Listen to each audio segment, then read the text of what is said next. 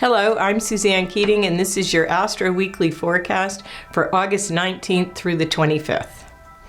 On Monday, the 19th, we find the moon in Aries and start the week off at a lively pace. Take advantage of an early alignment of the Sun and Mercury in fire signs to build team efforts and collaborate on new projects. The early evening is a mixed bag as restrictive Saturn and expansive Jupiter come into play. They're both feeling very strong, so the best way to utilize this energy is to take responsible action toward your goals. Take measured steps forward.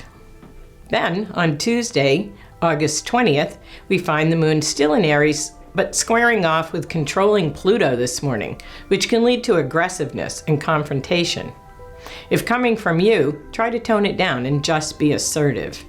If directed at you, perhaps you could reserve your response until tonight, when pleasant Leo sun is supportive of the moon. On Wednesday, August 21st, the moon is in Taurus. Venus has recently moved into Virgo for the next few weeks. Taurus and Virgo are both earth signs. When we wake up on Wednesday, the moon sets up a nice aspect with Venus, the ruler of values, self-worth, and beauty. These two work well together. Mars is also in the mix in a positive aspect to the moon. Venus here values organization, cleanliness, and schedules. This is a reminder not to get too self-critical or judgmental of others. Chances are that you receive an invitation to something fun or get to plan an event yourself later on in the day. Expect a surprise or an ingenious idea to show up this afternoon. Thursday, August 22nd, practical Taurus moon interacts with responsible Saturn and collaborating Mercury this morning, giving us an ability to focus while we structure our day. Communication is key, but if someone is too stuck in their ways, maybe a little more playful attitude will help find a new avenue of expression. Progress could show up tonight in the form of improved relationship or financial security. On Friday, the 23rd, we have a last quarter moon in Gemini, and the sun also moves into Virgo today. While the moon is in adaptable and sociable Gemini, it forms a 90-degree angle to the sun, which just entered this earth sign of Virgo.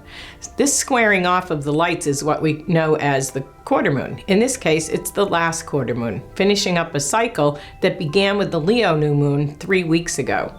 The sun leaving its own fun-loving sign of Leo and entering organizing Virgo for the last week of this lunar phase signals preparation for getting back to work and/or school.